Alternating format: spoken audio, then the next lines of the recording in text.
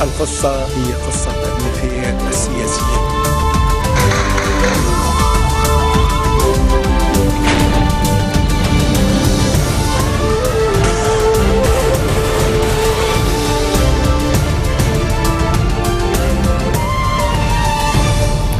Good afternoon. You're watching the English newscast on Future Television. I'm Yumna Nofel, and these are today's top stories. Security forces announced that 10 people were arrested following Saturday's civil society protest that took a violent turn as night set in. Progressive Socialist Party leader MP Wali Jumblat acknowledges the rightful demands of the You Stink civil campaign, warning against the manipulation of their movement. And in Syria, the Islamic State jihadist group executes more than 90 people, a third of them civilians, over the past month in areas they control. Good afternoon to all our viewers. Security forces announced that 10 people were arrested following Saturday's civil society protest that took a violent turn as night set in. The internal security forces said that investigations were underway with the detainees in connection with the rioting that erupted at the end of a peaceful rally. They added that 2 of their members were slightly wounded in the scuffles. The unrest broke out in Beirut's Riyadh al-Salah in front of the parliament. Earlier in the day, the You Stink civil society activists staged a huge protest against the current political deadlock in the country and the officials' ongoing failure, they say, to resolve the waste management crisis that erupted in July. So politicians are weighing in. Progressive Socialist Party leader MP Wali Jumblat acknowledged the rightful demands of the You Stink campaign, warning against the manipulation of their movement. The MP noted that it remains to be seen how the movement will actually be able to achieve its demands. He also hailed the movement's achievement in creating a new wave in the country away from the March 8 and 14 rival political parties. The You Stink civil society, he said, staged a huge protest in downtown Beirut against the current political deadlock in the country and the officials' ongoing failure to resolve the waste management crisis. Thousands of protesters showed up yesterday demanding the resignation of Environment Minister Mohammed al-Mashnout and calling for holding Interior Minister Nuhad al-Mashnout accountable for the use of force during a similar protest held just a week ago. They are also called for election of a new president and gave the government 72 hours to meet their demands, warning that after the deadline expires, they will take escalatory measures, not just in Beirut. The Islamic State jihadist group executed more than 90 people, a third of them civilians, over the past month in areas of war-torn Syria under their control, according to the monitoring group, the Syrian Observatory for Human Rights. It said 32 civilians were among 91 people executed for crimes in the jihadist group's self-proclaimed caliphate between July 29th and August 29th. The toll included ISIS members, rebel fighters, and forces loyal to President Bashar al-Assad.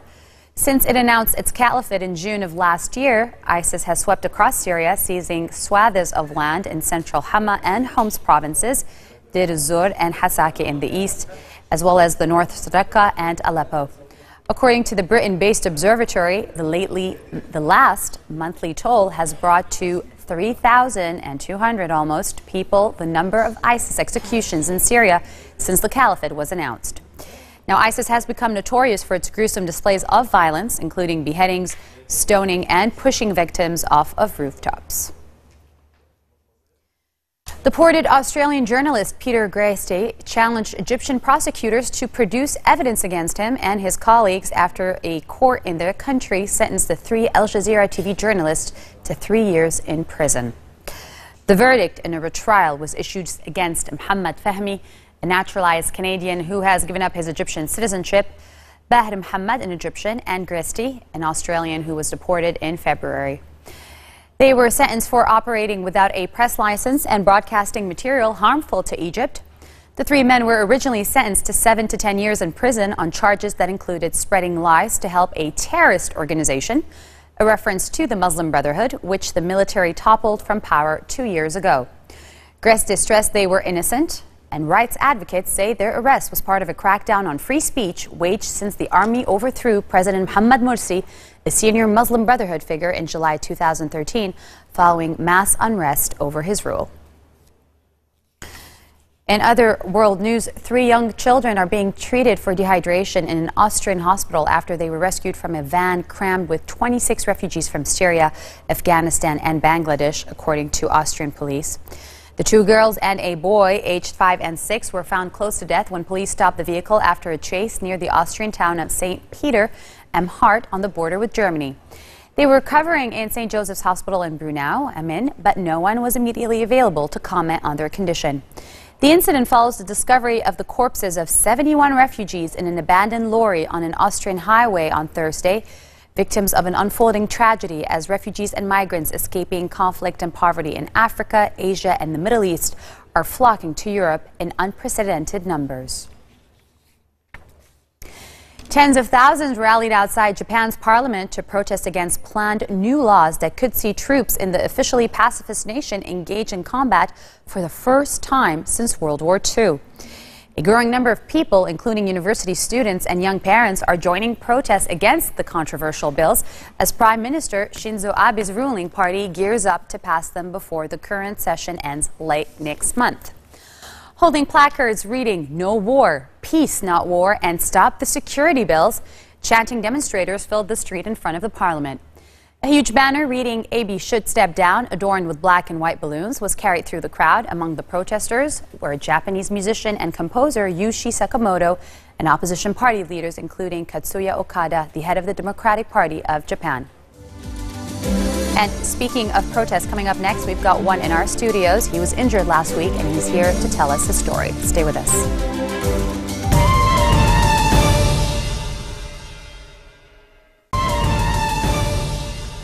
Welcome back. We're talking about the protests that have been taking place in Lebanon for a week now. And with us in our studios, we have one of the protesters, John Antonios, who was injured last week. He's here to tell us his story. John, thank you for being here. Thank you for having me, Yuna. I wanted to ask you, first of all, why did you join the protests? Well, I think I'm just one of many Lebanese who just had enough of the current system, and the whole point was to showcase the fact that I did have enough, and I went to the protest like everybody else. Okay, you went to the protest like everybody else. You got injured in the meantime. I think you were one of the people who ended up in the hospital because of a rubber bullet. Am I correct? Absolutely. Yeah. Okay. So basically, when we were speaking before the newscast, you were telling me that it was supposed to be a peaceful protest. It eventually escalated into violence, but it wasn't just the police force. There were also protesters that were provoking the police. Am I right?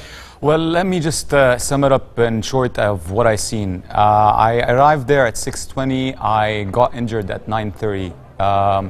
Basically, it was very peaceful up until a point where few people from the protesters, sort of what are being dubbed as infiltrators, started throwing like bottles of water on the army and on the riot police.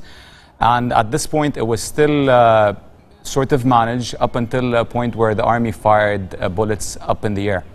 And this is where the crowd sort of like got a bit angry, and we proceeded up to Riyadh al-Salah, and this is where the tear gas started being thrown at us. Right. Up until this point, I think it was fair. It's just like any riot that's gone a bit out of control in that sense. But I think the problem was, so even though it started with people, I do believe some of the people started this aggression. I think the point where the, let's call it the officials, the whole fault turned to be theirs, is when they broke the lines of the riot, sort of the riot police, and they attacked individuals one-on-one. It was more of like a street fight. And that's when you were caught in as well? Yes, absolutely. All right. You know, we're there, you know, we were there yesterday covering the event.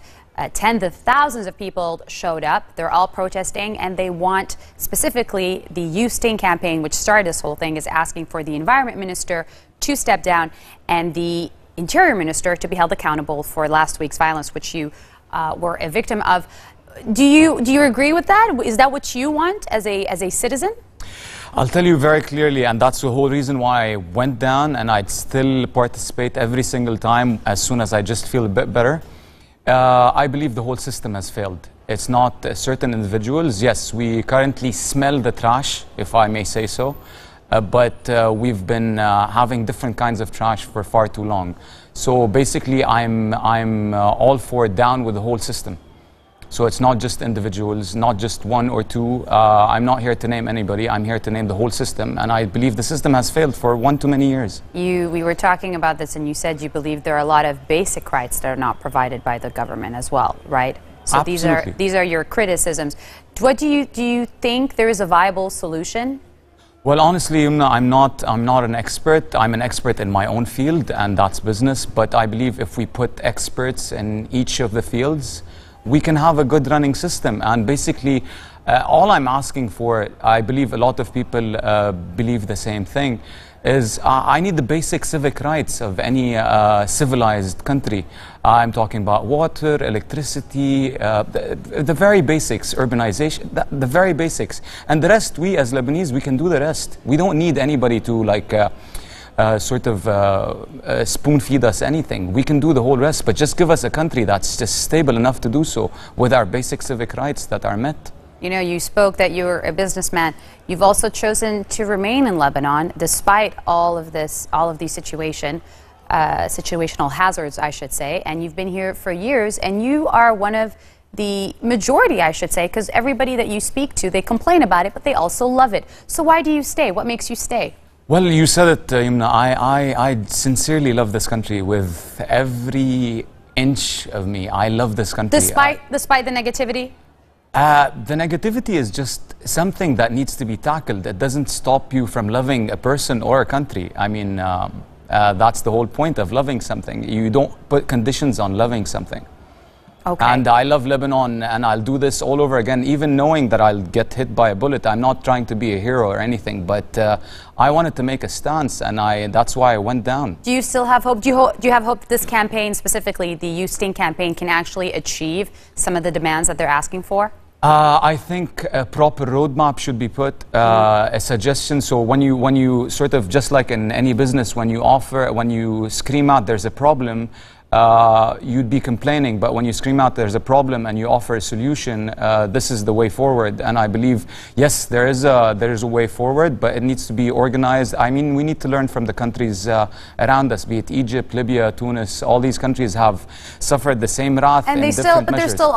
They're still struggling, these countries. Well, because everything happened haphazardly. I mean, in Egypt, I was there for the protest that happened there, and it was just, they didn't expect it to actually succeed. And when it did, they found themselves in a vacuum. Right. Yes, so which we're hoping. Are you hoping that this doesn't happen here, because there is a presidential vacuum? So should the government resign, which a lot of people and a lot of analysts say it will not, but should it resign, what can we expect? Honestly, I'm not necessarily one who knows which is best in terms of should we elect a president, then elect a parliament, then, or vice versa, which comes first. I'm not an expert. I don't claim to be one, but I'll tell you one thing.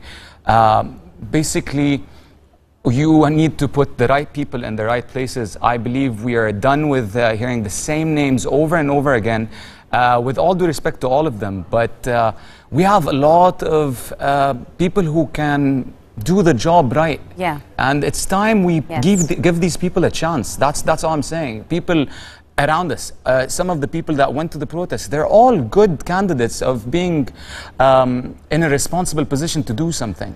Okay. Thank you so much for being with us today. Thank you, Yumna. Thank you for the opportunity.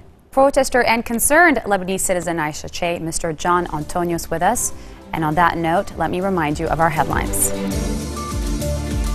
Security forces announced that 10 people were arrested following yesterday's civil society protest that took a violent turn as the night set in.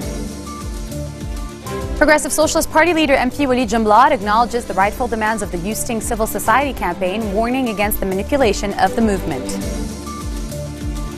And ISIS executes more than 90 people, a third of them civilians, over the past month in areas of war-torn Syria under its control. Thank you for watching, dear viewers. Have a lovely week ahead, and we'll see you again tomorrow. Take care. القصة هي قصة